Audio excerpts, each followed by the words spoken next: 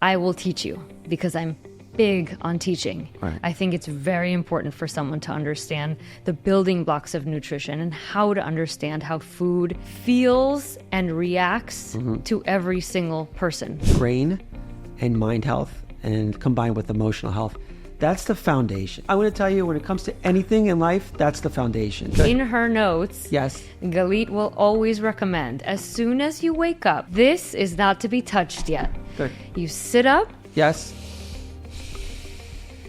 then you just do some breathing. When you're in a state of mind of accelerator and that sympathetic nervous system is on overdrive, which is fight or flight, which is the most common cause of inflammation and conditions that I see in my practice, is that the stomach takes a hit. And it gets paralyzed. Yes. You're reading my mind. Well, that's what I do for a living. I swear I was going to say that. Yes.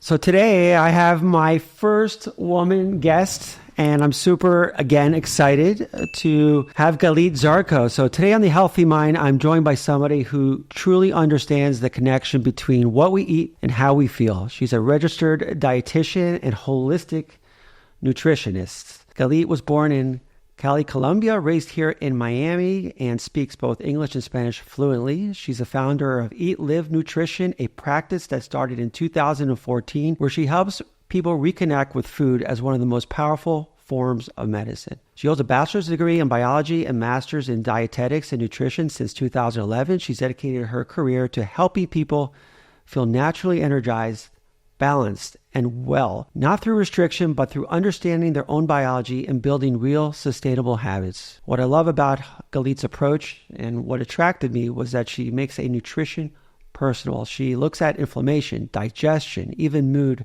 through a holistic lens, teaching that health starts with awareness and daily choices. We're going to talk about the truth behind diets, timing of meals, inflammation, gut health, and how to make nutrition simple and sustainable. I'm really looking forward to this conversation.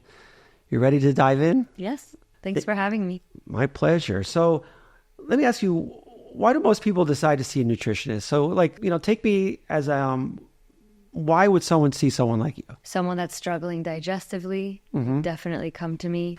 Someone that's overweight, someone that has a skin issue like eczema or psoriasis, an infant, a teenager struggling with their meals and not knowing what it is that they need to eat, an adult that needs better eating habits for their weight, for their inflammation medically, and someone that's just interested in just improving their quality of life. And I guide them through all aspects of their lifestyle.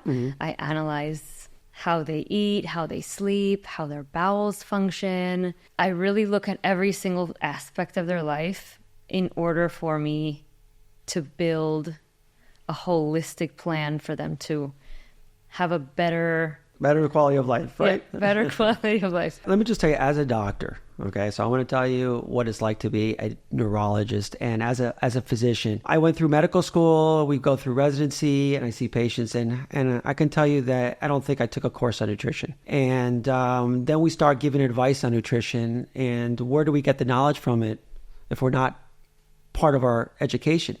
And why people don't feel well and why they get sick has to do a lot with their nutrition and diet. And I feel that it's so important, a few steps. One of the first steps, I think, is education. I think patients really need education. They really need to learn about nutrition and what that means, right? Is that correct? And then second, which we're going to get into hopefully, is habits, and we'll get into how I think wiring of habits is important and how important it is for nutrition. So I want to pick your brain, and I want to just start off with just asking, what is a typical patient? I mean, is there a stigma that just in general, more women than men come see you? And the second part, do you feel that one of the biggest things people come see you is for weight loss as part or versus nutrition? Yes. So more women come to me than men. I do see a lot of men, more for their health, their cardiac health, and their kidney health, diabetics. I do see a lot of men, but a lot of women are mainly centered on their physique, how they look, how they feel. And lately, I've been getting an influx of patients that have been really interested in their digestive health. So a lot of their gut analysis has to do with what their lifestyle is like and how.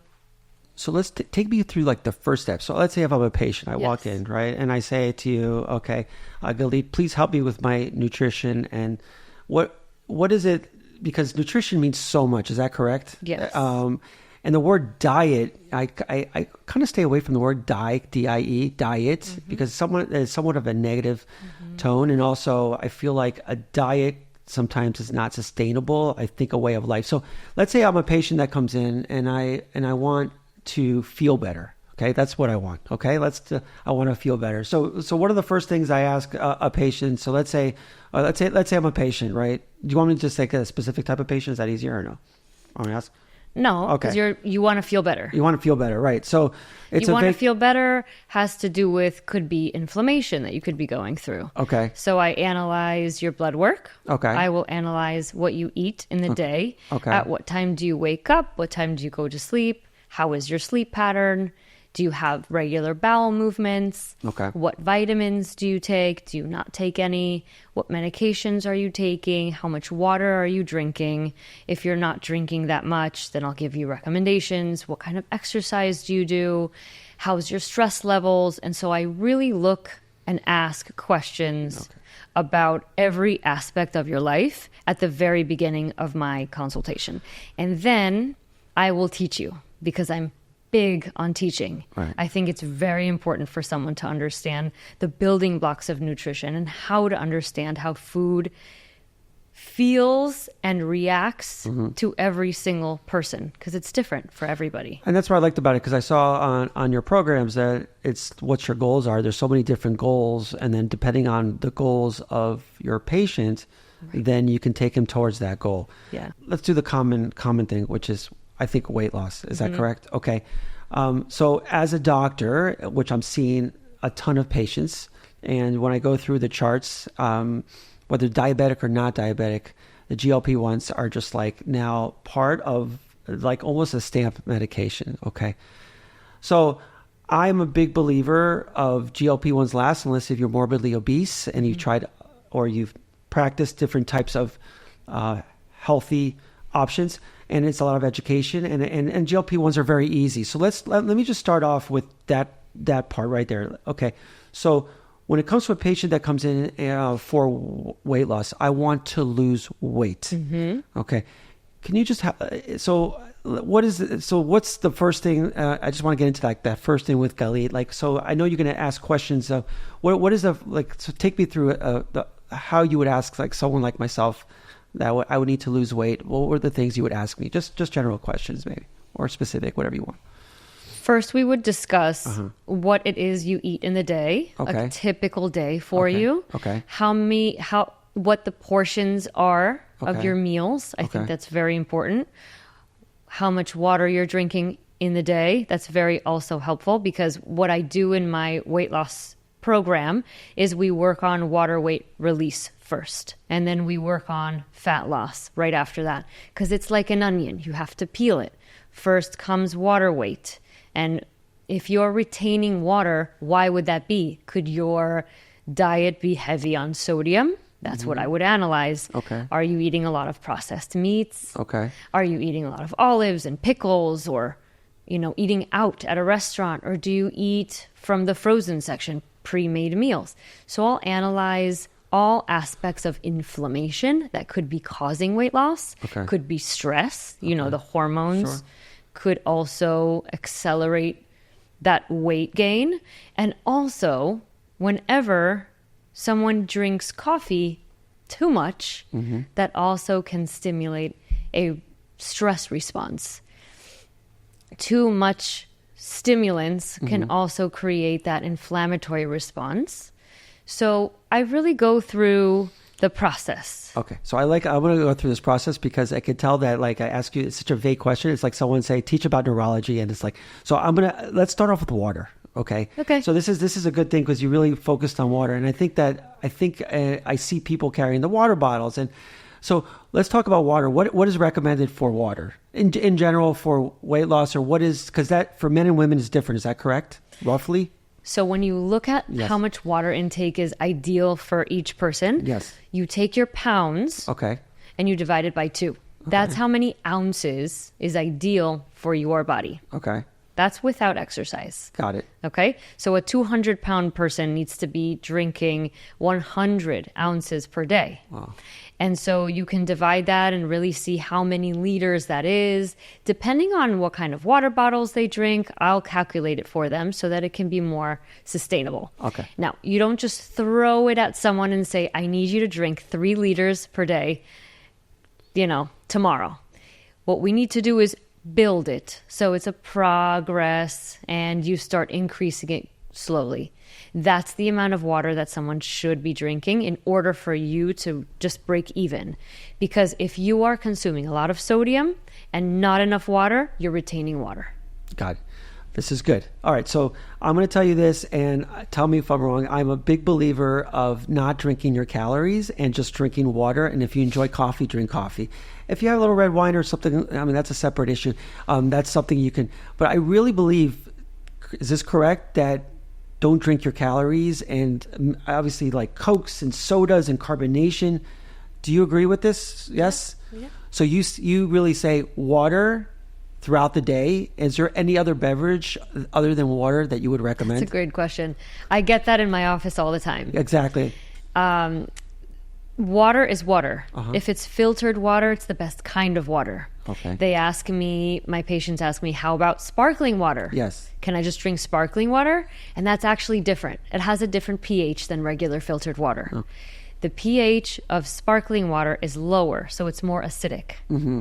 And what I always strive for is a pH of 7 or above. Okay. To keep the body in balance. Okay. In a more basic alkaline environment. Okay.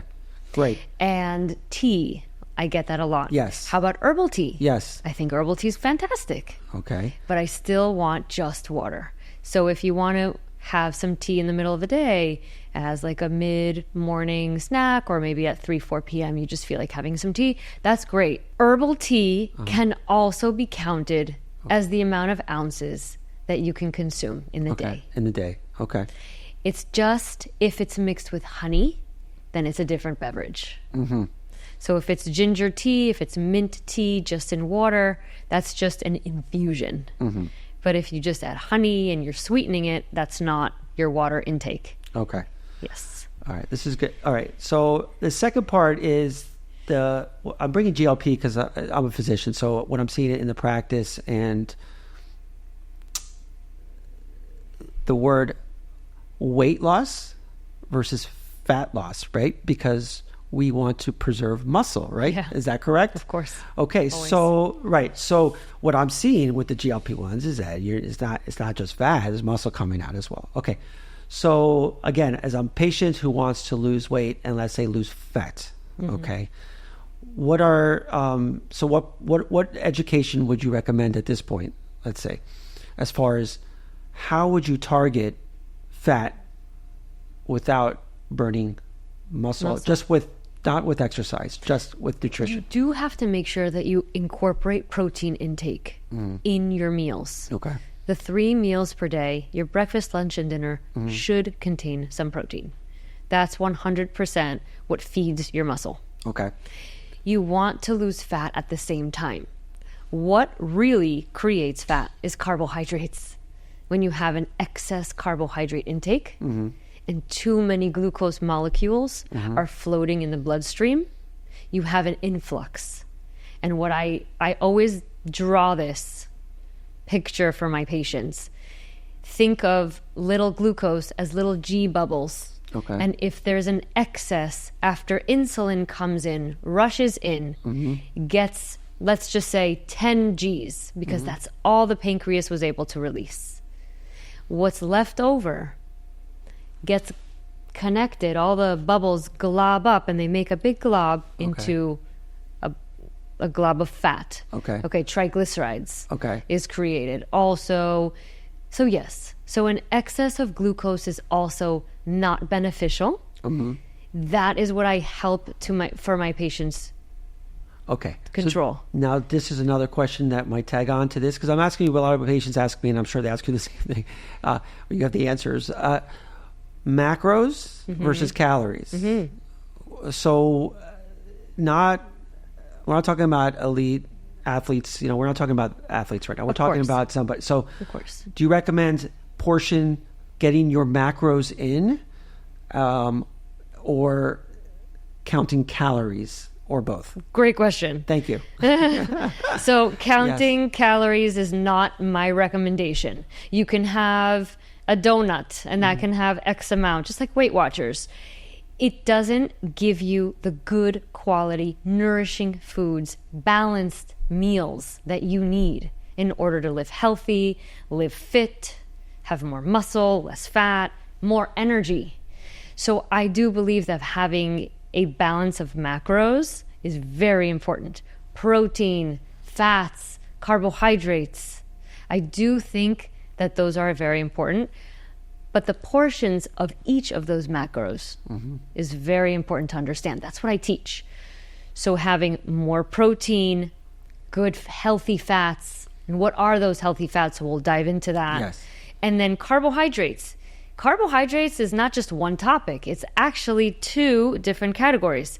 It is a complex carbohydrate category and simple carbs. Okay. So I have to also incorporate complex carbohydrates in my recommendation for someone who wants to build muscle, lose fat, be more fit, or live healthy. Excellent. Okay, so I'm going to go back a little bit here, because I'm going to get into the most important. So I have the 5 pillars of health. And the first pillar is going to be brain and mind health, and combined with emotional health.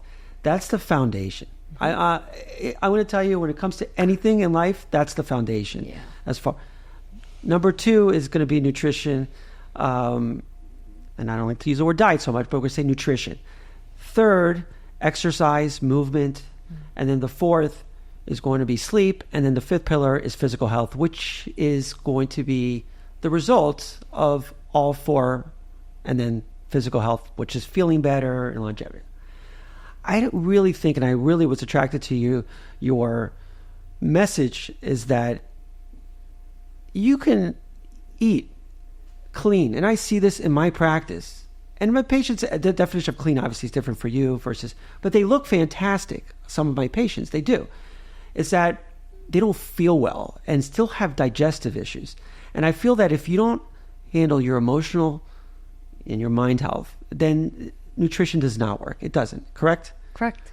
And what I like to do, and I believe that the brain is wired for efficiency, works through habits. And when habits run so smoothly, then you're not fighting somewhat willpower. You're not fighting, things that are maladaptive, what we call maladaptive habits. You're in flow state, and your identity is different. Like for me, people can. I pass donuts and chocolates. I don't eat it because I define myself as healthy. Yes, can I have it sometimes? Of course. Right. The issue with me is that I don't fight the demons for it, and I feel that the most important part of nutrition is emotional and brain health. So I just want to get into habits, because I like the fact that so let's talk about a little bit of eating behavioral habits, or what do you think about that so far? What do you think about what I just said about habits? I think creating habits is what it's all about. Okay. Good. I think habits is what it's all about. Why? Because if you keep it consistent and then you feel like it can become something that is just, you don't have to think about it so much. It just becomes part of your lifestyle. That's what it is. Healthy lifestyle. Not 30 days of restrictive diets, but it's more like if you keep it consistent, it will become a habit. Exactly. Consistency with repetition is a habit. And so I think, I know that when you have the habits in place, I think, like we talked about in the beginning, education habits, because if you don't have the education, you don't have the awareness. No. If you don't have the awareness, and if you just go through life without even noticing portion awareness, breakfast habits, timing of meals. So can we break down a few of those things? So let's talk about eating behavior habits. What do you think about, because I get this a lot, and I'm sure you get this, but is number one is, let's just talk about timing of eating, like how important it is. And a lot of people cut eating at a certain time at night or certain time in the morning, or don't have breakfast.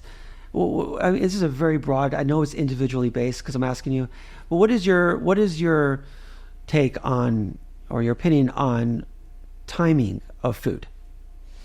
Okay. Yes. I'll start with part one. Yes. Part one, which is the most broad, is I believe that someone should have 3 meals per day at around the same time. Just like a baby and a breastfeeding mother need to be in sync. The breast needs to be able to produce certain amount of milk at a particular time, and the baby is ready for it. The same thing for an adult. An adult's timing is also connected to the stomach. Hydrochloric acid is released, ready for digestion, and all the pancreatic enzymes are then released. So everything is really trained. So if you have 3 meals a day at the same time every day, that's great.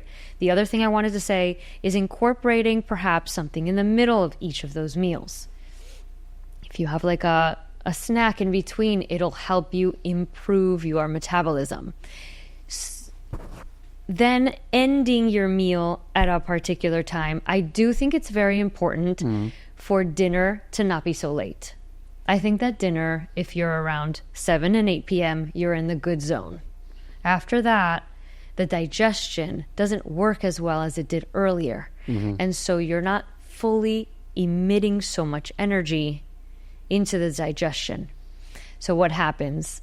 If the digestion is a little weaker, then you're more likely to have more fermentation, less digested food, and that's where you run into some problems. Acid reflux, not being able to sleep correctly or fluidly. Okay. So you're saying, because this is part of habits, right? So habits need to be consistent. They need to be, what I call about habits also is that you need to remove barriers to make them easy. And to make them hard, you have to add barriers, right? Or add context to it. So if you remove barriers by the timing, that's okay. So how about the frequency? You mentioned snacking. So that's also an eating behavior. So habit. So snacking, because some patients of mine like snacking. So is there a time where you say snacking's okay, or the frequency of snacking? Yeah, it just depends on what time they had breakfast, right? So if they have breakfast at 8 a.m. and they have lunch at like noon, it's just really nice to have maybe at 10 or 11 a.m. a 10 a.m. snack, something light, something like a fruit or a light vegetable or maybe even a tea. So snacking's fine. Now let me ask you something as far as back to habits, and I feel like habits can be stacked. Like, so I feel like what happens, and do you get into that the minute they sit on the couch, the minute they put on television, the minute they use their telephone or smartphone, they get hungry. Okay. Are they aware of that? A lot of times? Totally. They are aware. They're aware of that, but you point that out, or they're telling you this. The problem is Yes. that they're aware of it, but they can't control it because they're hypnotized. And that's what the device, TV, iPad, doesn't matter. Could be a video game, but they get into this hypnotism. And so you don't have what I love to teach is the hunger fullness scale. And it's the mindfulness while you're eating. That is also a habit. Being mindful while you're eating is very important because you're connected to the food, the flavors, the rate at which you're chewing, how much you're chewing or not even chewing at all. It really helps how you digest your food by being more mindful. I love that. See, connected. This is so important. And you use the word hypnotize. I would say that your subconscious runs under the level of consciousness. It's actually doing it and eating without even noticing it. Yes. But when they come back and tell you, they'll notice the cue without really realizing that the food's there, that they're hungry. They're just eating, right? Right. So that's okay. All right. That's more about eating habits. How about food choice habits? Like the consistency of eating. So like eating protein consistently, carbs, like you mentioned before. What about food choice habits? How do you get into food choice habits in general? Many, I would say most of my patients struggle with this topic. Okay. That's why they come to me. Okay. I don't know what to eat. What do I snack on? Yes. What do I eat for protein? Yes. Give me ideas. Yes. And so I provide those ideas. Yes. Obviously, very personalized, depending on your situation, your likes and dislikes, food allergies and such. I do provide recommendations for different protein sources. I'll give them recipes. I will give them options. And so we'll build something together so it's more sustainable. So it's very interesting you say that because this is such a big part of the practice is the food choice and not knowing what to eat. And how do you, because this is all education, like, do you help them as far as picking out their foods in the grocery store? Okay. Yes. You're reading my mind. Well, that's what I do for a living. I swear I was going to say that. Yes. One of the things that I offer for my patients is a supermarket tour. And it doesn't matter what supermarket they go to. I will go to a supermarket with them. Okay. This is like a meet. Okay. We will meet. I will guide them through the entire supermarket. The perimeter, I teach them, is the most important because it's the least processed. So I will walk them through the perimeter. What's first? The produce section. Sure. And so I will guide them with how to select the best produce, how to know if it's organic, how is it cultivated? You know, is it heavily sprayed? How do you know? And so I'll guide them with how to walk through and select the best options. You can go to the egg section. There's 1,000 egg companies. Yes. And all of them say cage free, this free, these many omega-3s. Yes. And it's so confusing for someone. Very confusing. And so understanding that, so that you know, an organic pasture-raised egg is the best kind of egg to purchase, okay? And so, you know, not pasteurized, pasture-raised. And what that means is that they were raised in grass. In the field, they were able to roam the field, better yet. And they have more access to sunlight. When these animals could be a cow, could be lamb, could be turkey, could be chicken, it doesn't matter. These animals need to be outside and they need to be grazing on grass, just like cows need to be grazing on grass. So what kind of milk to select? Those are the kinds of things that I'll guide them with. Thank you. I know, and I had this, for my exercise program, I wanted to add cottage cheese, and I couldn't figure it out. It was fat free, 4%. I could not, and then I was reading how many ingredients in it, and I wanted to, because I like less ingredients, and if I don't know the ingredient, I actually look it up, and so I understand now that it's so marketable for people thinking it's fat free, and it's very confusing. It's very confusing. Yes. And I spoke to you when we first sat down, as I said that it's even confusing because the messages are coming from people that are not specialists like yourself, that are on social media and providing some nutritional guidance, and it becomes even more confusing. This is why I brought you on here, is to help us understand that. Sure. So you're taking them through, this is great. You're taking them through the supermarket, and we're in the ketchup section. The ketchup, I can't even, yes. You want to buy ketchup. Right, that's true. Ketchup, everyone has ketchup in their fridge. Now, I want everyone to take out their ketchup and see what ingredients it has. It should just have ingredients that you understand. It should have vinegar, sugar, tomatoes, spices, and really doesn't need much to it. You look at certain brands, and certain brands have a lot of fillers, have a lot of artificial flavors and colors. Not necessary. Sure. Ketchup is simple, but there are brands out there that are excellent. So you'll give a list to your patients on so when you ask them on their first consultation of what they like and kind of snacks, then you'll say what type of brands or what to look for that's fantastic. Absolutely. I will guide them with what kind of brands are good. If they want to go even more in depth into a supermarket, we will go together. Otherwise, I will give them links to everything that they need to know. Looking at labels is confusing. It is confusing. How to read them. We do that in my office because I want to be able to have a person that comes into my office to leave my office understanding food. They can go anywhere. They can travel anywhere and make the best choices. Sure. All right, so we're still on food choices, and one of the things I also see is the hidden ingredients like seasoning and salt. And I have a lot of patients that come in with high blood pressure. Sure. And they're on medication because that's what doctors do, right? We look, you check your blood pressure, and we say, okay, what medicines are you on? Okay, let's increase it, let's decrease it. This is what doctors do. And when I tell patients, do you cook with sodium and salt, or you look at salt?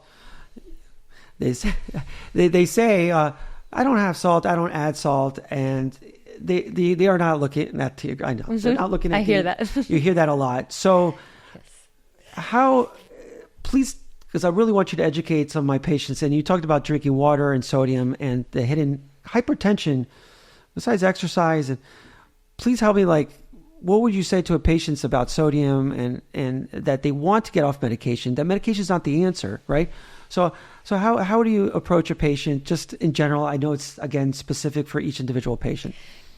The first question is, okay, why do you have high blood pressure in the first place? Okay. Where does this come from? Good. So I will look at different angles, not only what you're eating, but also there's different aspects of emotional that is tied into, are you an emotional eater? Do you eat out a lot? There's so many aspects of someone's life. Yes. So I will ask a lot of questions for it first.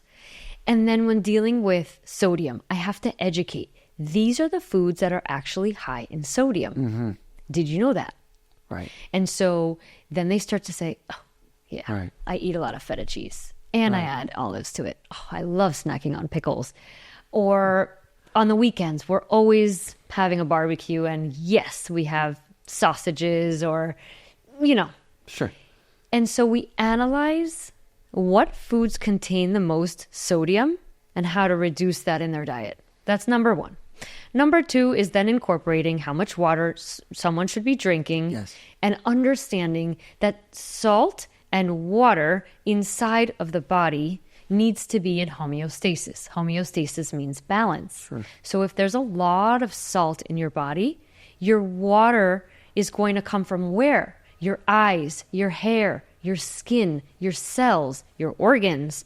And so why are my eyes so dry? Why are my lips so dry? My hair is falling out. It's so dry. My skin. You need more water. Sure. Maybe you have not, yeah.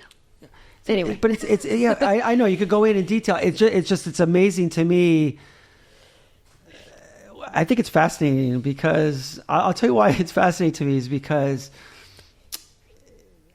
in this field, in this bracket, even you could do, I guess, in exercise, and you can do it, and I do it in sleep. I brought a sleep doctor and all the things people do for sleep. It's really the habits, choices, and the education involved, and not understanding it. And I think the brain needs to understand it. I really, really do. And when it comes to high blood pressure, it's just such a reactive society. What I get in my practice is my parents, and it's a family thing. My family all have high blood pressure. So I have high blood pressure, or I have stress, and that's why I have high blood pressure. Of course, genetics. Genetics. So and so I kind of and then I start talking about foods and then I ask, does your doctor talk to you about it? And they kind of say, yeah, but I don't have but you I like about it is that you really dig deep inside and you start pointing it out, the flags. So someone lately, it's been very. Many people lately have been so focused on low meat diet. Okay. Right. I think that a low meat diet is very healthy, anti-inflammatory, cool. But then they go a little further and they replace the meat with alternative meat options. And that, speaking about sodium, is also very high in sodium. Okay. So they can have a Beyond Burger and feel so awesome that they're not having the cow's meat because of their cholesterol or what have you. But then they're having this meat that's also loaded with sodium. I believe it's 350 milligrams. Someone should be consuming 140 milligrams or less in their meal of sodium. So that's what we look for when we look at the labels. I make sure that the item that we're selecting doesn't have so much. This is excellent, and I keep on saying this over and over again. I want my audience to hear this, is because this is the way I look at it. Also, is that, and you brought mindfulness, and we'll get into that. Is that I feel that it all starts with, your mental health / brain health, mind health. That's all part of this foundation, right? And as a patient sits down with you, what are your goals? My goals are weight loss. My goals are, because everybody has different goals. Yes. I say in part of my teachings to teaching the mind is that you could have a goal. We all have goals, but how are you going to get there? And if your brain doesn't have the education or the intention set to that goal, it doesn't get there. So the way I look at it is that I remove these bars of these, what I call invisible bars of beliefs. Yes. Because I feel like it's tied to I'm not good enough or I'm not loved enough, and there's this, and the agitations that they get associated with, with eating, if that's weight loss is their goal. So your brain doesn't know how to get there if it doesn't have the education. Right.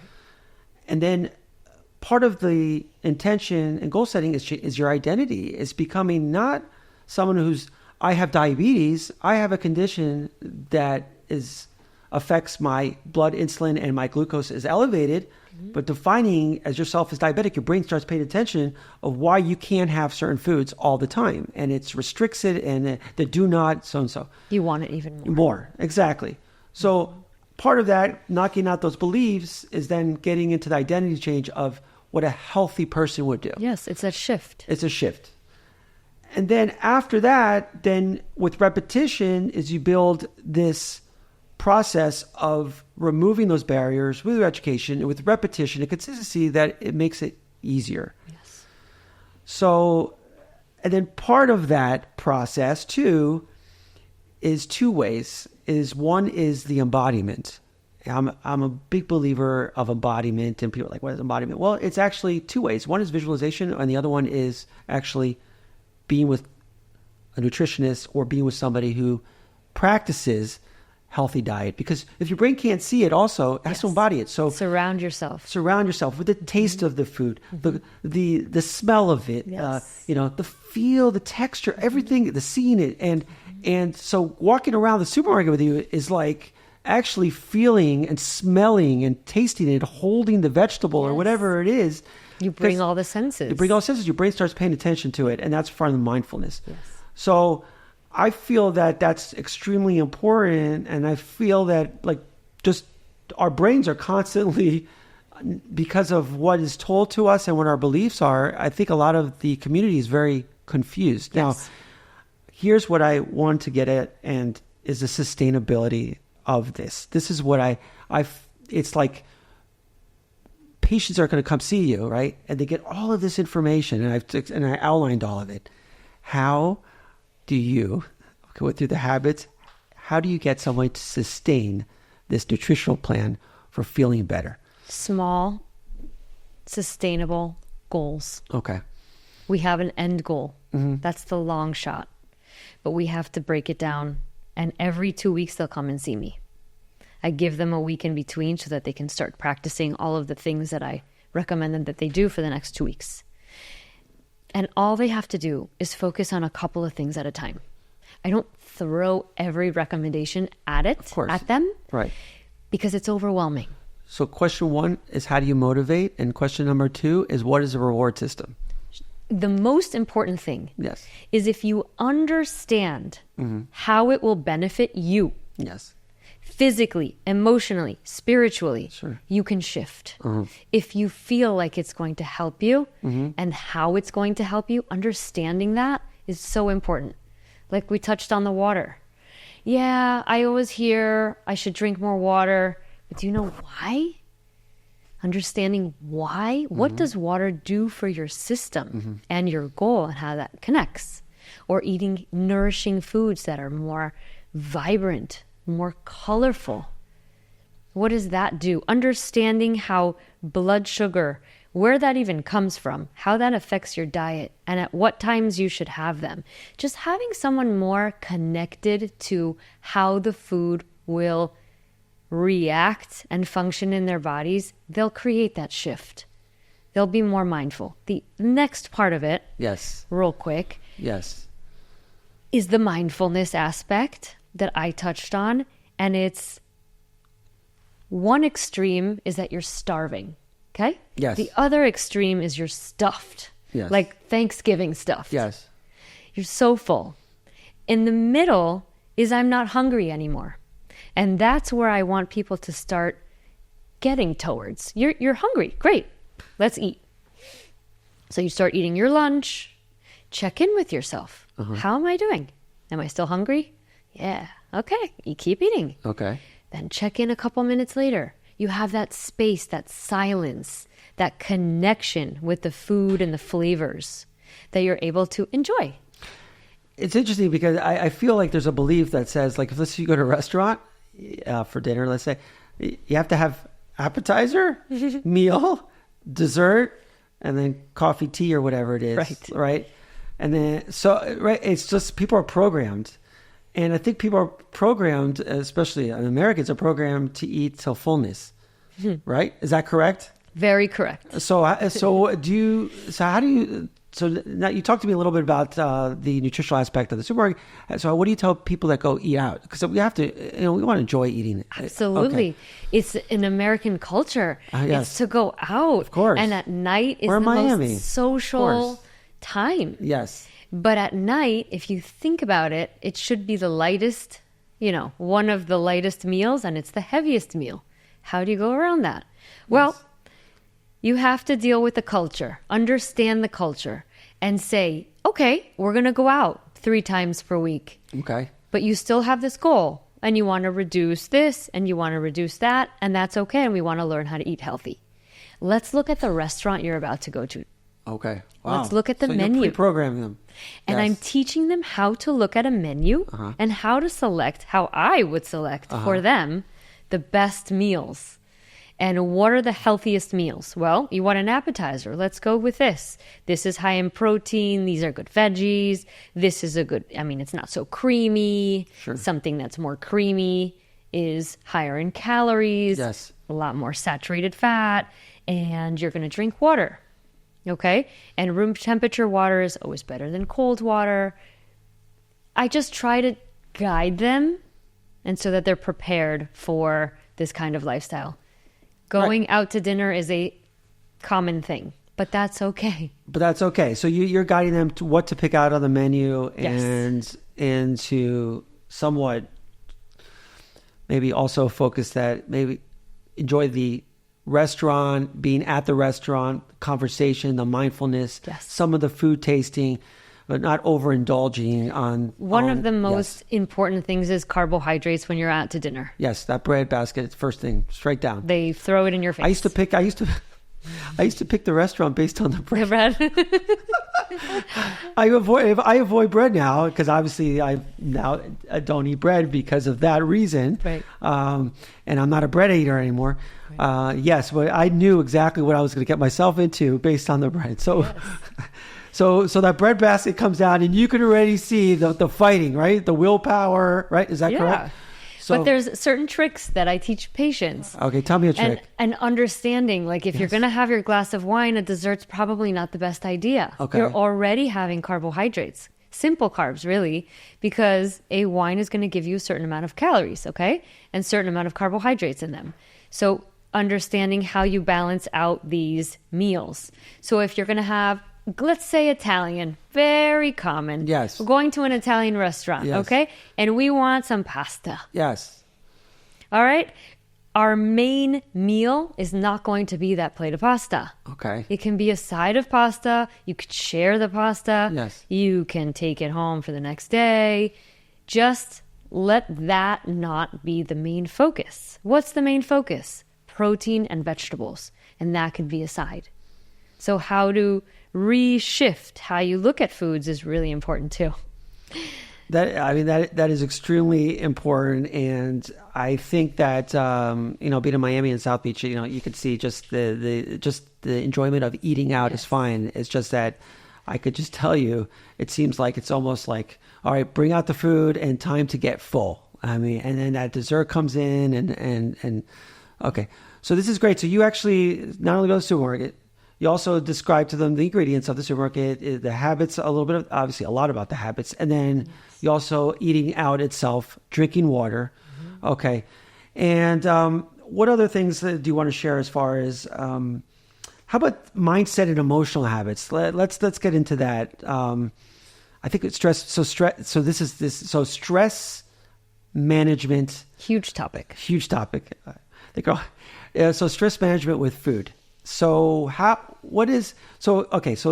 let me tell you, as a neurologist and mind setting, is that, and the habit itself is, the cue is open up the refrigerator, or it could be a cue saying that my boss was mean to me, or I was stressed from work and I deserve a reward. Yes. So this is going to make me feel good. I'm going to eat, and that's what it is, right? Mm-hmm. So how do you substitute the healthy option? Number one is creating an awareness. Okay. Making sure that the patient understands that there's a connection between how they're feeling and what choices they're making. Okay. And where that stems from. Sure. Was that their childhood? Mm-hmm. And so did that translate into adulthood? Hold on, stop right there. Do you get into that? You do. Yeah, because a lot of times I get eating disorders. Okay. Right. And so an eating disorder patient, that's where I see it the most, an eating disorder patient. Or someone that avoids eating altogether. They can be a model. They can be a teenager. Teenagers, boys and girls. Are you seeing a rise in eating disorders? I'm seeing a rise in social pressure. And so I'm not seeing a rise in eating disorders. Okay. Thank God. Right. I'm seeing a rise in pressure because you're looking at these beautiful girls or these really good looking men or boys, teenagers. Sure. And I want to be like that. Right. You just get this social pressure. I'm not good enough. And, all of that stems. Yeah. So, no, this is good. So you're teaching them, and you're becoming, not only nutritionists, you have to get into the therapy part of it so they become aware of it, right? Nutrition counseling is where I talk to them about their feelings and how that connects to what choices they make. So that's the other thing. Social pressure on somebody that comes in, I think that's important as well. And they want to look, because of social comparison, they want to look a certain way. And there's all filters, and I don't even know people even look like that. So what is it you tell them? Let's say if they are healthy. Well, most of the time they are healthy. They just don't feel healthy, or they want to look a certain way. It all comes down to habit, right? Sure. So if they're sitting down in front of the TV, the automatic habit that they used to have was, let's pull out the popcorn, or, let's bring out the snacks. Okay. And they'll sit down and be hypnotized and keep eating. But how can we replace that? What kind of habit can we do? Do you like music? Do you like playing music? Yes. Do you like listening to music? Do you like walking? Do you like, let's replace this habit that's not creating a good right. So the action, result. behavior, and the routine is you're changing the eating. Yes. They become aware of it, and then that obviously is part of the dopamine with repetition. Yes. I think that's great, and I recommend that as well. One other thing that I do is, if you are going to sit down with some friends and you are going to have X, Y, and Z kind of snack, of course, I help them with anticipating what kind of snacks are good, but having a portion controlled, not having the whole bag next to you and you just, eating till the end, is having a controlled, put out a little bowl, put some in the bowl, in the bag. And so you're reminded. It's kind of like a little reminder. It is a reminder. That's it. Well, that's it. It was a little reminder and a little reward, or a little like. How do you make healthy eating fun? Like, so because the way you're talking about all these things is that you're bringing it to attention, and then because I don't find myself fighting demons all the time, like just fighting my willpower, because I know what I could eat and I don't need to eat, and I focus on what, like you said, how I'm going to feel later on. Right. So part of this is making this fun and sustainable. So it's like I'm eating and I'm healthy. I'm practicing healthy choices, and food is healthy. Like, so how do you make it sustainable? Because a lot of times being deprived of food is so hard for a lot of people. It is. Right. It is. One of the things that's most helpful is planning your meals. Okay. Oh, that's good. I want to talk about that. Planning your meals will help you, whether you have ADD, you're an ADD mom, okay, you're overwhelmed and overworked, and you don't know, you didn't defrost. You didn't defrost the chicken. Now you can't make chicken. What are you going to make? And so planning ahead is so important for success. You want to live a healthy lifestyle for your family, for yourself. Yes, let's plan ahead. So I will help build certain meals for them, guiding them, and I'll help them prepare themselves for that. That is so important, preparation, because for me, it's changed my life. Yes. And my wife has helped me because I couldn't do it. My lunch is my dinner. Sorry. So my dinner is my lunch. Mm-hmm. So I do double portion, and I eat the same thing, maybe a little bit of a different carb just to keep it. It's just so much easier, because what would happen to me at work, and is that I would get to work and then the whole day, and then I would order out or go to the cafeteria, and then my mood is off. Mm-hmm. The timing when I want to eat is off, and that's where bad choices occur. So you recommend preparing your meals? Is that correct? Thinking ahead. Thinking ahead. If you are going to order from Uber Eats. Mm-hmm. You are going to plan ahead what it is you're going to have and at what time, so you're not over hungry and it's just right. So yes, planning ahead is very important in my practice. I think so too, and as far as mood as well. So let's get into a little bit of mood as well. So what do you think about mood and gut health? Like, so I could talk to you for like 5 hours. So the thing is, when it comes to mood changes, I feel that mood is number one, depending on what you're eating, what you're fueling, or what you're depriving. So skipping. Yes. Do you think people are not attuned and they don't recognize their mood? Yes. Okay. I don't think they're identifying what it is that they're actually feeling. Okay. And sometimes if they've been already conditioned to be hungry, they go for the comfort foods. Mm-hmm. And comfort foods makes you feel immediate gratification. Yes. Happy right away. I think that when you wait too long also to eat, you have way too many hours in between eating 2 meals, let's just say lunch and dinner, your blood sugar drops. And so you're not clear-headed. You're more foggy. You're not fully focused, and you're not going to make the best choices. The other thing is your mood. If your mood is consistently anxious, overwhelmed. Yes. Depressive. Yes. I won't say depressed, but depressive. Yes, I like that. Yes. Why? Right. Could that be an imbalance in your gut? That could very well be bacterial overgrowth. I mean, it could be so many things. Okay, right. It's so many things. So this is what I see in my practice. So let's say I have a patient with migraine, okay, or chronic headaches, and I get into their foods. I really do. And again, I can eliminate certain foods. I've changed my practice actually to elimination diet, to eliminate foods unless it's like something that has, MSG and stuff like that, to more of a non-inflammatory diet. I've noticed that non-inflammatory is important. Now, when I ask them questions about nutrition, diet, and stomach health, because I kind of get into like, are you sleeping? What's your exercise like? And I get into, because every patient of mine, I get into those pillars of health. Sure. You say holistic, that's the way I should. Yeah. Okay, so what I see is IBS. So because I feel that as a doctor, we need a diagnosis for patients that suffer stomach pains or diarrhea, constipation, or one more than the other. And doctors now have a diagnosis that you have IBS. And then when you have a diagnosis of IBS, then the doctor pulls out, oh, let's give you Linzess or let's give you this medication. And it's like, wait, we're giving a medication to treat anxiety of the gut? Because just in the nutshell, when you're in a state of mind of accelerator and that sympathetic nervous system is on overdrive, which is fight or flight. Fight or flight, which is the most common cause of inflammation and conditions that I see in my practice, is that the stomach takes a hit. And it gets paralyzed. Yes. And it doesn't fully digest. Okay, so I want to get into that with you. So you're going to get the digestive health. And I feel like women have it more than men, or women are more open than men about it. So let's get into briefly, I guess, the mind part of it, and then more of how digestive wise and what your approach would be. Of course. Okay. So when you're in fight or flight, you're in stimulus mode. You're in go mode. You're in about to get attacked mode.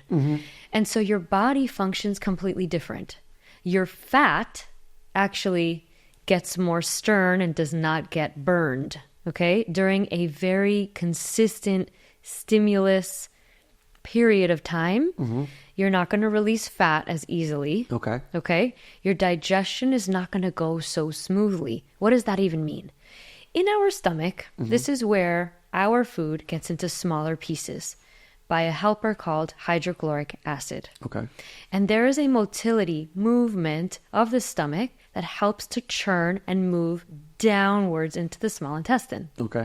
If there is stress, if there is anxiety, if there is all of the above that's going on up here, then that is going to affect, because there are nerves up here that are the same exact nerves all throughout, down to the rectum. That all communicate. They're going to communicate. I'm stressed out. Well, the stomach's going to be stressed out too. Yeah, I'm stressed too because you're stressed out.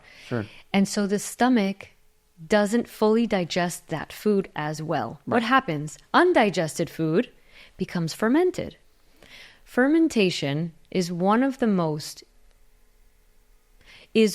highest reasons why you can have bacterial overgrowth. All right. So this is good. This is great for my patients to understand it. So bacterial overgrowth. Okay. So we're talking about the microbiome, right? Okay. And gut, brain health, right? The connection itself. And continue. So this is great. So a patient's coming in with those type of symptoms. You explain to them what is going on. As far as the digestion. How would you approach? I ask them where they have the pain and the discomfort first. So I kind of help them identify, is it more the colon or is it more the small intestine? Or is it here?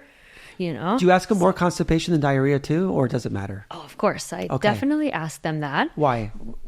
Because I want to know if they're mostly constipated. That's definitely one type of person. But if they're switching off, then that can definitely be more irritable bowel, perhaps disease. How long have you had that for? Are you more IBD D, IBD C, which is either diarrhea or constipation, or are you both? So for me, I'm just going to make sense out of this, and I said this many times, is that if the brain and mind are not, and emotional health is not regulated, then there's no point of really the nutrition. And people focus on nutrition like it's the answer to everything. It's not. It's the second. Yes, exactly. Because I feel when my brain and mental health, emotional health is great, and what I put in my body and my fuel is great, this is where then everything. Now, obviously, sleep and diet, we'll get into that very briefly, because that also complements diet and nutrition, of course, when your goals are. So what is it for somebody that wants to, feel better as far as digestion, who has these IBS-like symptoms? Are you do breathing techniques in addition? What is, Tom. Yes, and yes. Yes. Okay, so of course, when it comes to mindfulness, I always, and my patients will always say, she always does this. Good. In her notes, Galit will always recommend, as soon as you wake up, this is not to be touched yet. Good. You sit up. Then you just do some breathing. Could be 1 breath, 2 breaths, I don't care. First, you do your first breath. You don't jump into high cortisol, who emailed me.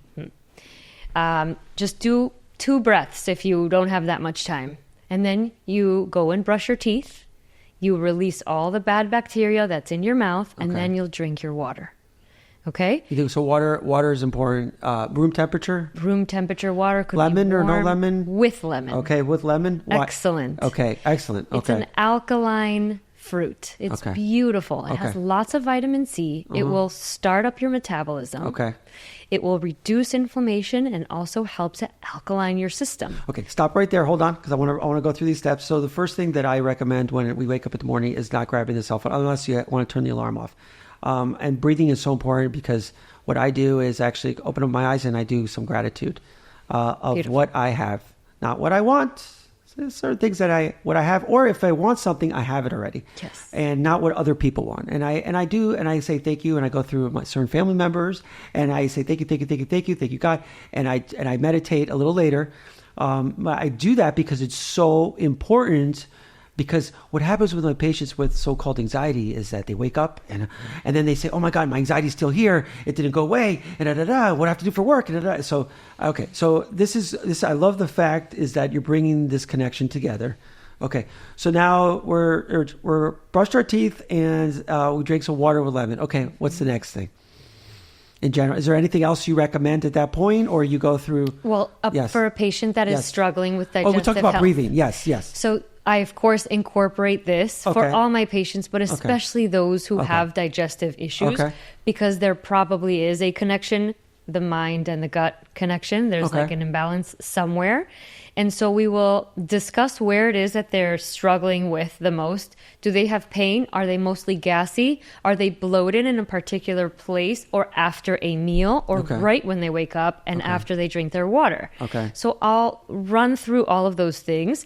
And if I believe that they are perhaps going through a big bacterial overgrowth, then I will do a stool test. In my office, I provide my patients with stool tests. Okay. This is a stool analysis where it will go in depth and really see if your flora is balanced or if it's low, where we should supplement. Does it correlate clinically, like in your experience, that if you take a stool and analyze that as far as what their symptoms?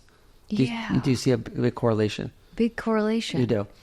Because it not only tests for your bacteria, it also tests for potential parasites. Okay. And parasites are huge at altering your system and your mind.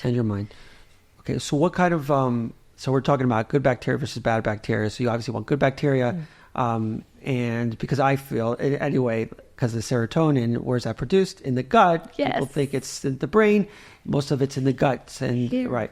So what is it you recommend, like a probiotic, yogurt? Like, what is it for digestive health in general? I know it's individually specific. I know, because it's like asking me about certain conditions of migraine. Just in general, like, let's say you want to promote good bacteria or gut health and increase in serotonin. What would you recommend just in general? I definitely think a probiotic is very important. Okay. What kind of like probiotic? Because again, it's like the ingredients. Like how do I pick a probiotic? A very complete one. I have certain brands that I love. Okay. There are... Men and women, same or different? Same. Okay. Yes. When it comes... Can we rewind? Yes. Go ahead. Men and women can take the very same probiotic. Yes. It just depends on if that woman has a particular scenario. Okay. If they're getting UTIs very frequently, then I would go through women's vaginal bacterial health protocol. And if they are pregnant women need to take a certain amount of certain types of strains of bacteria in order to avoid GBS. At some point in the pregnancy, your OBGYN will test for GBS. And if you are positive, during labor, you are infused with antibiotics because you don't want the baby coming out of the vaginal canal having GBS. Okay. So that antibiotic will protect them. And so having that probiotic education is so important because it's so different for every situation. But everyone can benefit from a probiotic unless you are going through an overgrowth of bacteria. And first we need to resolve that. because if you have an overgrowth of bacteria and you take more bacteria, it's just... No, I'm going to tell you, I'm actually enjoying this conversation because you're very practical, you're relatable, you individualize per person. If I ask you a question, you kind of think about it as an individualized, generalized, because when people ask me certain questions also, I say it's depending on the patient, because it's like so much information of woo stuff that like people are doing all the time in my practice to taking supplements. Like, yes. I mean, I had somebody that called me yesterday who was taking supplements and has kidney problems, and so as a result of taking things that I've never heard of in my life, so to gain an edge of some sort. So right. Let me. So what I feel also is that digestion health. You mentioned it in the beginning. So is it a goal? Like a patient's goal is weight loss. You'll like say it's not just about weight loss. It's about that. You'll start teaching them the overall picture of how to accomplish weight loss. Okay. And it is through gut health, mind, body, physical, how much water. I mean, there's so much to it. Okay. And even if you have trouble digesting your foods and you are going through that, digestive enzymes really help in certain situations. Okay, so this one, help me out with this because I want to figure this out with people. Okay, so I'm surrounded at work with people that are just in general, even patients, that eat foods and they're running to the bathroom afterwards. They don't feel well afterwards. And I just don't understand. To me, I eat foods and I eat them because I know that they agree with me and they make me feel good. And then I have people that just like eating it. They're going to the bathroom so many times, but they normalize that as it's normal behavior to go to the bathroom for X amount of times. You go to the bathroom right after your meal, and that just tells me that you're not absorbing your nutrients. Well, let me ask about bowel movements, because that's also someone. Is it normal to have bowel movements daily, every other day? Does it matter? Does it depend on the person? Daily is the most important. Daily, not 4 times a day. Some people do. If it's 4 times a day, there's something that needs to be identified. Okay. Interesting. Okay. So take me now, you mentioned something in the beginning when I asked, how do you analyze a patient? And you looked at blood work. We're not going to get into like gastroenterology. Yeah.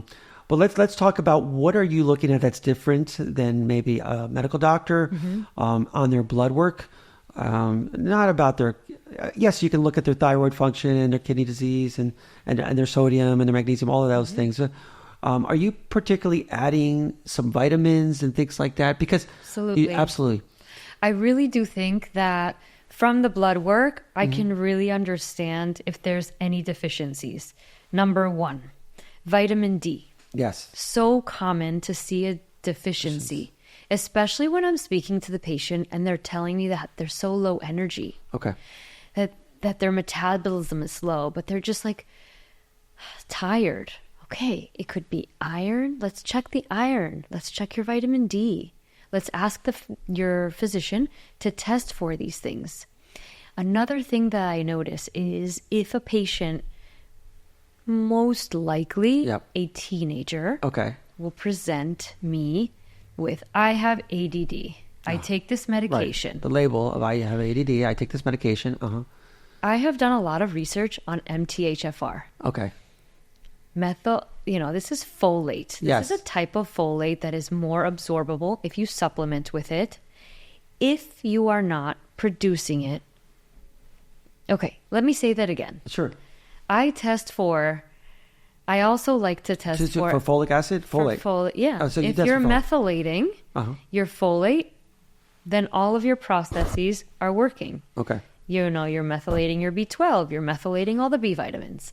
But let's say your body's not methylating quite well, then you need to provide your body with methylated B vitamins. Okay. So it just depends on the person. Do you think some people over vitamin? Yes. Yeah. Yes, you do. Even their B12 is normal, their folate. Okay, so let's talk about like women's health in general. It's just part of the vitamin deficiency, because I think vitamin D, osteoporosis and vitamin D deficiency is so important. Yeah. So people ask me like, what is the most important vitamin in practice that I've seen that is probably less recognized and how important it is to supplement is vitamin D, because I just feel that the vitamin D is part of that. Don't you agree? I agree 100%, but the vitamin D needs to be tested by the blood first. Yes. Because if you are within normal limits, that's what I'm saying. No blood. Then you don't need to take it. If it should be between 30 and 100. If it's closer to 30, yes, supplement. Okay. If it's at 60, you don't want to supplement. Okay. And then folic acid as well in a woman that is planning for pregnancy. Do you recommend vitamin B, folate supplementation just during that time? I absolutely recommend folate. Okay. I think it's so important for brain and spinal development of the fetus. Okay. I think it's vital. 800 mcgs at the very least. If this mother is the gene variant, they have the gene variant for MTHFR, then they have to supplement a little bit more in order to supplement themselves in addition to the baby. Yes. Okay, so that's one of the things you just mentioned is that people take too many vitamins and they think that the more vitamins, because what is told, my belief is that I check, so for patients, I check vitamins because there's a lot of neurological conditions, B12 deficiencies and a lot of stuff that I check, even the thiamine and certain like an alcohol. Yes. I check a lot of vitamins. When they're normal, I leave it alone. So here's what I want to know, because I say this all the time, is eat your vitamins, right? What I say is their diet. Yes. Not the diet. Your food intake should be your vitamins, right? Yeah. So what do you recommend to hit, the vitamin, like just in general, is that a goal, or you're looking at that? Because you sit down with the patient's goal is weight loss, but you're looking at them holistically, digestion, vitamin, you have a whole plan set up for them. Fiber is very important because fiber comes from lots of different things, especially vegetables. But vegetables are so low calorie, but they provide so many different kinds of vitamins that vegetables is one of my main focus. Okay. Vegetables and fruits, but mainly vegetables is not consumed as much, especially at lunch. At dinner time, it's very common for the table to have a vegetable, but at lunchtime, not so much. I really think it's important to incorporate so that you can obtain that many vitamins naturally. The sun, it naturally gives you vitamin D. Yes. But if you're about to come outside and you lather on sunscreen, which is very protective and highly important. Yes. But you're not allowing that maybe 5-10 minutes that you have in the sun to get that vitamin D. Naturally you can obtain folic acid from different foods. Sure. You can have vitamin C from different fruits and different vegetables. Absolutely. So yes, I love the idea. I always promote this, is get your vitamins first from your diet, from your nutrition, and choose wisely. I think it's very important to choose foods that have a positive frequency, that have a positive energy to it. I like because that. Just like your thoughts have positive or negative energies, which can also affect how you digest. Yes. Very much. It's what you think, how you think, what you say, but it's also what you eat. So we're all energy. Our body is full of energy surrounding us. So if we select something that's positive, it's just going to feed that positivity. Yeah. It's not going to feed a disease. It's going to prevent it. Okay, let's get into disease. So when it comes to mental health, stress, and just emotional health itself, it really drops down to the body and the digestive issues. Yes. Okay, so now the enemy is sugar, because processed foods and sugars, refined sugars, right? Those are a huge component of inflammation, right? Huge. So I want to bring you back, because we're going to have to talk about inflammation, because in my practice, I treat migraine as an inflammatory condition. And I treat Parkinson's sometimes as an inflammatory condition, depending. Multiple sclerosis is a big autoimmune condition that can be I've seen it in my eyes, and I have negated it before, that patients actually with changing their mindset in addition to completely changing their diet, I got them off medication. And I was very hesitant, and I agreed. I said, I've seen patients do it. It's not like do I do it? No, not frequently, because I am a balanced doctor. I provide medications plus all of these things that I brought into the healthy mind concept. My goal is to get you off of it. And if you can do it through diet and nutrition with then help, yes, for sure. Yes. Okay. Now so sugar is huge. It's really is the culprit of diabetes. And diabetes is an inflammatory condition. It's at a cellular level. At a cellular level, and I see a diabetic patient. I don't want to say anything about people that have diabetes. It's just that it affects every organ, and it is increased your risk for a lot of conditions. So, but let's get into sugar itself. Like, what is it? What's your take? I know you agree with this part, but just like, how do you approach a patient, and as far as talk to them about when it's sometimes they could have to take away someone to have a key lime pie at Joe's, is not living life, right? No. Okay. So what's the balance, and what would your recommendation be? That's the main word, is to have a balance for sure. Okay. But if you're trying to reach a goal, okay, and you're trying to lose weight, or you're trying to get rid of a disease, then your focus needs to be a little bit more focused. Mm-hmm. But if you're trying to live a healthy lifestyle, I really do think having a balance is important. Sure. Majority of the week should be sugar-free.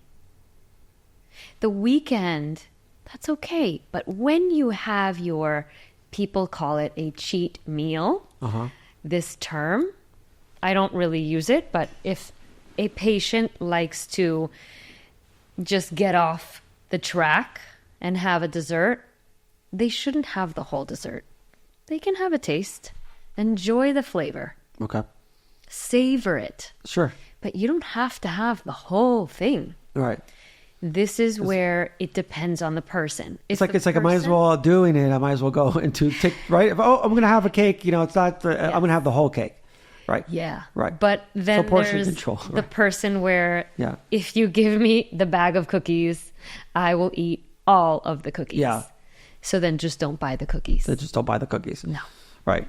So and it's just like, why are the cookies there, right? So, but the sugar is a huge. Now, do people understand like sugar in general? I don't think so. Yeah. Sugar is actually a very powerful item. Right. Sugar is food for our bad bacteria. Yes. Is food for parasites. Is food for cancer cells. It is food for them, for yeast. Candida. And so when you have that craving, where is that coming from? Right. Let's identify. Exactly. Okay, good. Do we have any of these things inside that are imbalanced, that are creating that crave? And so I look into that, of course, but controlling the amount of sugar that one consumes will help them with their cravings significantly. So if you help them control and guide them with their portions and their macros, like we spoke about, and their water intake, and everything is in balance, most of the week they'll be great. This is awesome, because you have the education, like we talked about, education, so making patients aware, and then number 2 is the habit of eating and looking into their cravings, looking into the cue, the trigger, the context, the behavior, the reward. So you're really getting into what I was talking about, that habits feed the whole entire, use the word hypnosis because it's somewhat hypnosis, is that yes, it feeds the system because it's done automatically. It's basically an autopilot. And then is really getting into it and teaching the patients, because I've learned a lot from you today, because I do most of the things you're saying, which is great. And a lot of people don't know these things, because if the brain, I say this a lot of times, if you're not educated, this is why I teach mind health, is because I was fascinated that we live our whole lives without understanding really how our brain and our minds work. And why teach a course now of, if you understand how the mind and the brain work and what emotional health does, then everything else becomes easier in life. It really does. Yeah, I agree. And you mentioned with that before is about the week. It's like my idea during the week is I have my set foods, I have my set breakfasts, I have my set timing. And it's regimen. It's easy for me. I'm not thinking about it. You don't have to think think and not only that, I'm using my brain for taking care of patients and not who I'm going to order from, what time I'm going to eat. It throws you off. Yes. My mood changes. Yes. So my food is all there. And I somewhat reward myself saying, you know what? You did great this week. Your work this week. You enjoyed it. And I actually enjoyed the food. Is that let's go out and I will have a controlled portion of a dessert and feel good about it. There you go. Yes. So That's brief. also very important. Yes. Feeling not bad about it. Yes. Because that's that negative energy that comes and surrounds you. Instead, enjoy it. Yes. Enjoy it while you're having it, and understand that the most of the week you should be good. You should be more well behaved. Because I see a lot of people, even socially, is that they're so over programmed on the foods, and then at home it's different. During the day they say it's just they're so confabulated. Yeah. All right, very quick, because I only talked about the nutrition of the two pillars. We talked about nutrition and diet, and then we talked about emotional health, brain health, mind health. So just briefly, sleep and exercise. So how do you incorporate? So then, you, as a holistic nutritionist, now not only are you really are working on these 5 pillars. I really am. So exercise. Okay, so let me just tell you my simplistic view of exercise, and I feel that there's all different types of exercises. If you have a calorie deficit, you lose somewhat weight. Is this correct? Right? But you also have to have your macros in it, so you're not burning muscle. So for me, the calculation is just that, not all of this fancy stuff that people do, and they jump on these diets and the starvations and all these things. And so do you actually talk to your patients on what type of exercise and that's the first part. And then the second part, you can ask a million questions. The second part is, let's just go to that right now. Do I give exercise recommendations? Exercise recommendations and pair it with their meal plan? Absolutely. Okay. I think it's really important to understand what you should be eating before you work out and what you should be eating after you work out. Okay. And understand why. Okay. So that they understand, I shouldn't be drinking that protein shake before I work out. And I'll explain why it's better afterwards. Because you've already pulled the fibers, the muscle fibers are being used. Your bicep is being stretched. Mm-hmm. So now there's a little bit of a hole. There's holes that need to be filled. How do you fill it? Protein. That's how you rebuild and grow the muscle, for example. Okay. And so understanding how to eat for exercise is important, of course. If there's an athlete, that's totally different. Yes. Right? But yes, it's very important to have protein, definitely. Carbohydrates will give you the energy and protein will refuel you. Okay. Right. So. And fats. And some healthy fats. Is that correct? Healthy fats is one of the most important and wonderful foods that you can pair before and after.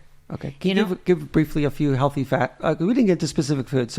So just briefly, what are the healthy fats that you would recommend? My favorite one is avocado. Avocado. Yeah. I have a rule in my house. Never pass an avocado. Avocado is the best. It's one of the best ones. I cook with avocado oil as well. Okay. I think that healthy oils is a big one. Okay. Coconut oil, avocado oil, and olive oil. Okay. Olive oil is one oil that I actually keep raw. I don't cook with. So I use that on my dressings, or I drizzle it on top of the fish. If you have some vegetables, I'll drizzle it on for my kids. If I'm making them some rice, could be white rice, could be brown rice, could be quinoa, I'll drizzle a little bit of extra fat. Some healthy fat will help them. Not only... So really quick on the oil itself, because that's a huge part of the omega-3, omega-6s. Yes. And that's... Yes. I think besides sugar, I think oil is very inflammatory, specifically the vegetable, Is that correct? It is correct. Like vegetable canola is a oil. vegetable. Canola oil is Uh-huh. very inflammatory. The Yeah. seed oils I tend to not focus on. So why do we, when in restaurants here in the United States, so That's what they mostly use. I was in Italy, and I went to the almond maker, and I specifically said olive oil, and he laughed at me. He goes, "What else would I cook with?" That's what they use over there. But they have different Yeah. kinds of oils that they Yes. cook. The different kinds of olive oils that they cook Yes. with. Some are more refined and some are more extra virgin. Right. So the darker ones they use, okay, I don't want to talk about it. It's unbelievable, but it's unbelievable when you get into the specific types of olive oils. So that we're going to talk about. I think I'm going to bring you back, and I think I would love for you to go in specific foods and diets and tricks and things to really help a lot of the audience, because we don't know that by you telling me a lot of this thing is like a lot of research or what I feel by just reading and so on. So okay, So we talked about healthy fats, right? And you talked about healthy oils. I can give you a whole list of healthy fats. Okay. If you- So and really quick, just a few minutes. What is the healthiest snacks that you would recommend in general? I know it depends on the goal itself. What's a healthy snack that would be enjoyable? Is that too big of a topic? No, I can think about a few. Healthy snack. There's so many. There's so many. Don't get into crazy weird shit though. How about grab an apple? Yes. And that's easy. Fruit is great. So That's my a good wife, snack. my wife is like, that's one of the things she says. If you're hungry enough, then you can have an apple. That's what she says, and she supplements it with an apple. I mean, I think a fruit or a mix of fruits, that's very good. I like pairing the fruits with like some nuts and seeds. I think that's very healthy to have like a mix of almonds or some pecans or cashews. I think it's important to have nuts and seeds. Nut butters are good, so you can incorporate, a nut butter with a fruit. That's great. Now, how about the last topic and the last pillar, and we're going to get to more specifics when I bring you back, is sleep. So do you get into sleep with your patients? I do. You do. Is that important for gut health, would you say? It's important for everything, especially weight health. Weight health. So if a patient is struggling to lose weight, but they're not sleeping enough, there's many studies that show the connection between the low hours of sleep and weight gain. So making sure that they're getting the quality of sleep. What are they doing before bed? Do they have a bedtime routine? So I will set up a bedtime routine with them and have all electronics, turned off at a certain time. They should take magnesium if they're struggling with going to sleep, falling asleep. That's number one.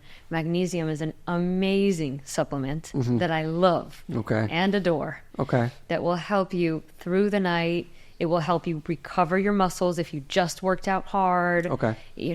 And so, yes, sleep is really important for all sorts of processes. When you sleep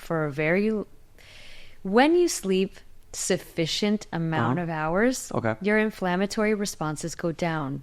All of your cells rebuild. And there is a beautiful, synergistic environment that goes on while you're sleeping. If you're not sleeping enough, you're not getting all of that. So we're going to wrap this up, and I just want to tell you that there's a field of even neuroimmunology or neuroinflammation, and a lot of these conditions or diseases are related to inflammatory conditions, and inflammation could be something like stress or even negative thinking or negative beliefs that are bringing you down, and then putting the nutrition and fuel into yourself that's unhealthy is also part of the inflammation. And I love the fact that you really go in and discuss with the patients their goals, but just going into the whole patient and the whole education. And what I wanted to hear, which I'm hearing, is the habits, because habits, I say, are healthy and heal when they're done and they're adaptive. So Galit Zarco, I want to say thank you. And I also can you just share how people could find you? Where's your practice? Are you on Instagram? If they want to get in contact with me, they can email me or call me. Okay. And my email is galit@eatlivenutrition.com. Okay. And my phone number is 954-593-4178. And I have a website, www.eatlivenutrition.com. And they can schedule their appointments if they want to come and see me. Absolutely. I am on Instagram. Great.